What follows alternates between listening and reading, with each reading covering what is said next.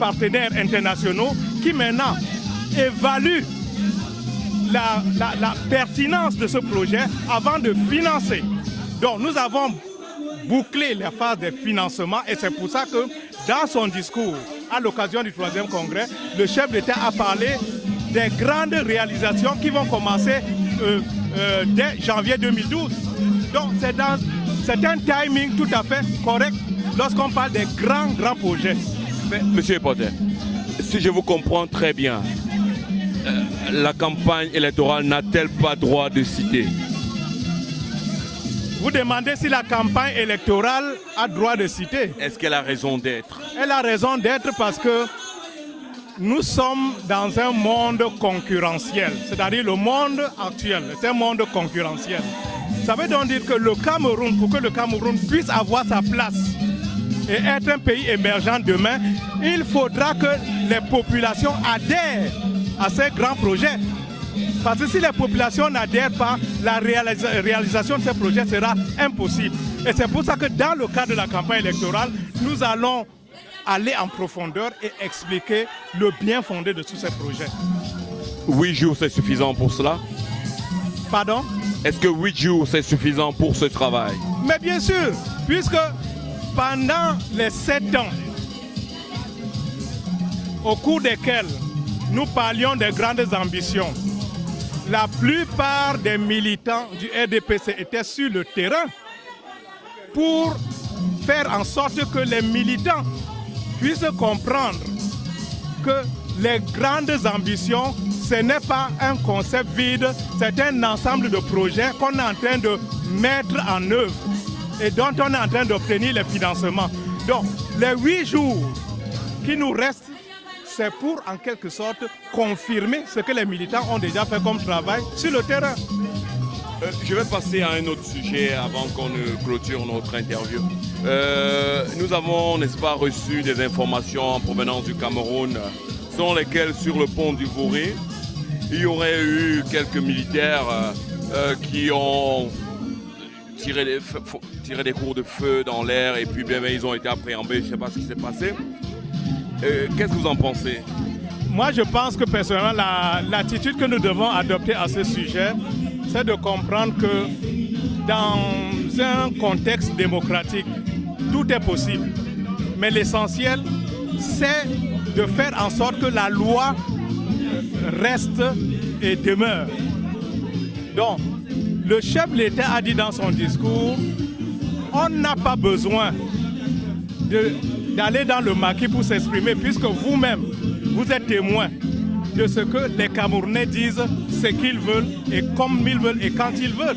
Donc ceux qui créent ce désordre, ils enfreignent la loi démocratique. La démocratie, ce n'est pas pour une minorité, la démocratie, c'est pour la majorité. Donc on doit préserver la paix au sein de la majorité qui veut continuer à vivre en paix. Et c'est pour ça que je me dis, ces personnes qui veulent amener du désordre, en fait, c'est tout simplement un aveu d'échec. C'est un aveu d'échec, c'est tout ce que je peux dire. Vous êtes satisfait du lancement de cette campagne? Pardon? Est-ce que vous êtes satisfait du lancement de cette campagne? Absolument. Aujourd'hui, j'ai été très agréablement surpris parce que je venais d'arriver aux États-Unis et je me disais, bon, comme il y a un midi, je vais voir.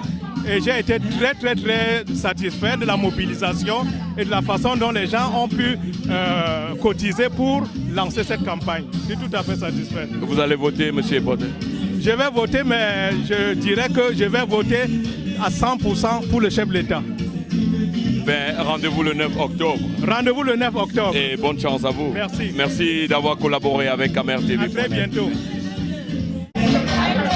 Alors, chers téléspectateurs, je vais recevoir en ce moment un jeune étudiant camerounais, militant du RDPC, qui va avoir le privilège, n'est-ce pas, de se présenter personnellement pour les populations du Cameroun. Monsieur Tabi Lionel, à vous.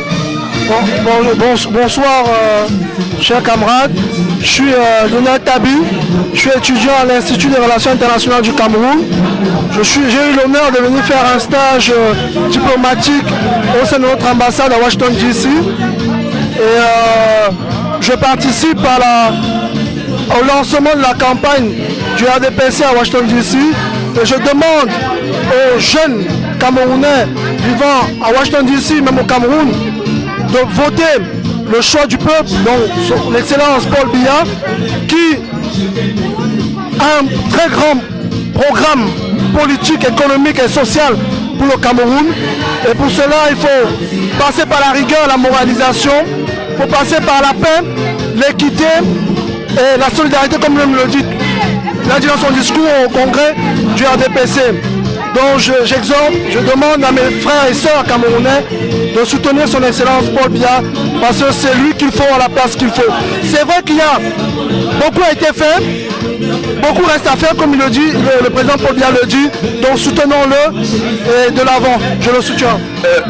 Lionel, vous êtes un jeune étudiant. Récemment au Cameroun, il y a eu modification, n'est-ce pas, de la constitution camerounaise. Est-ce que c'est une action que vous soutenez?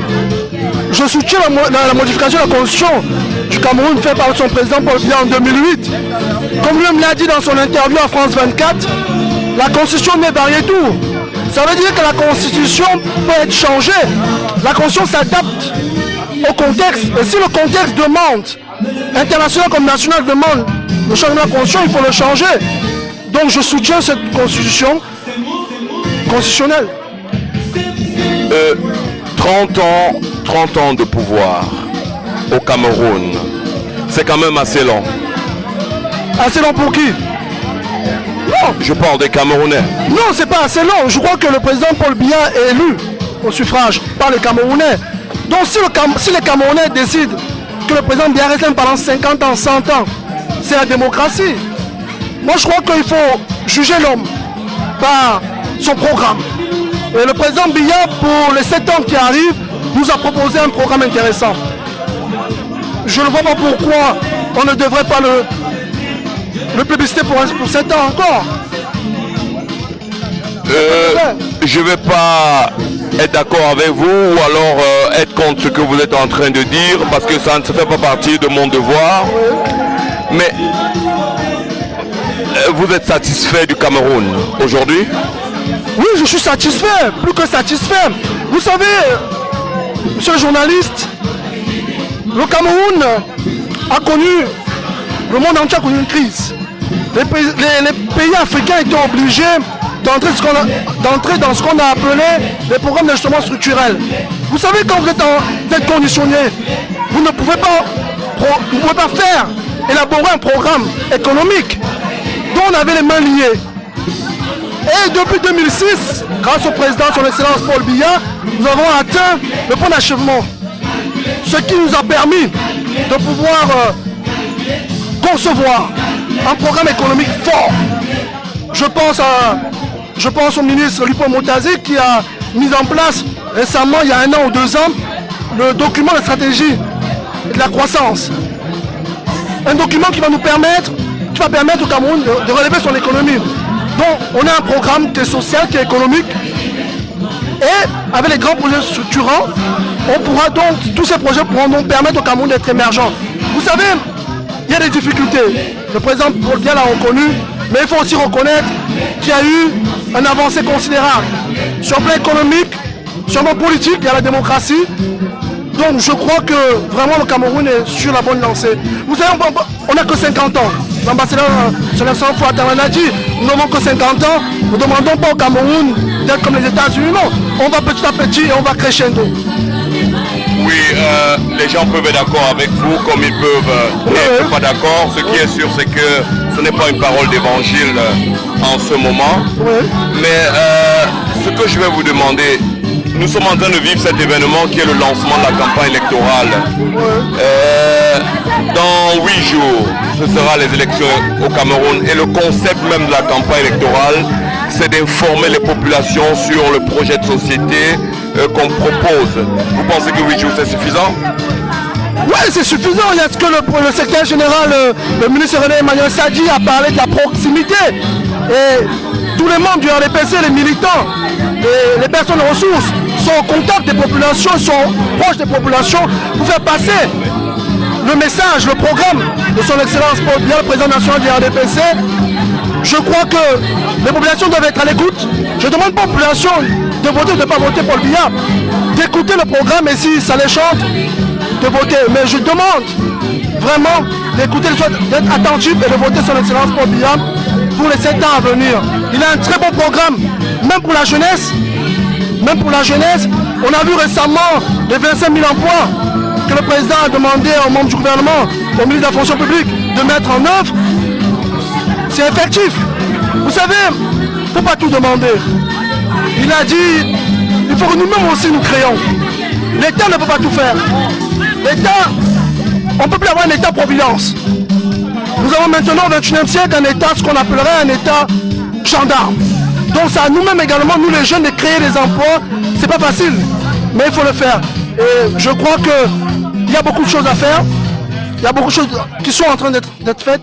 Et je crois que petit à petit, doucement, doucement, on arrivera à être un pays émergent à l'horizon 2035. Je crois qu'il faut soutenir le chef de l'État, Paul Biya, pour ces 7 ans qui arrivent. Il lui-même a parlé dès janvier 2012 des grandes réalisations. Donc je pense qu'on devrait vraiment le soutenir à fond. Encore. Oui. Beaucoup de gens seront d'accord avec vous, beaucoup ne le seront pas. Oui. Mais est-ce que vous allez voter? Bien sûr, je vais voter. Je rentre même vendredi 7. Donc samedi 8, je suis à Yaoundé. Et dimanche, je vais voter dans mon arrondissement à Kono, dans la Moufou à Kono, où je vais voter. Mais M. Tabi, bonne chance. Merci. Rendez-vous le 9 octobre. Merci. Et je demande au 9 octobre à tous les militants du RDPC de voter le choix du peuple, son Excellence Paul Biya. Eh bien, merci. C'était M. Tabi.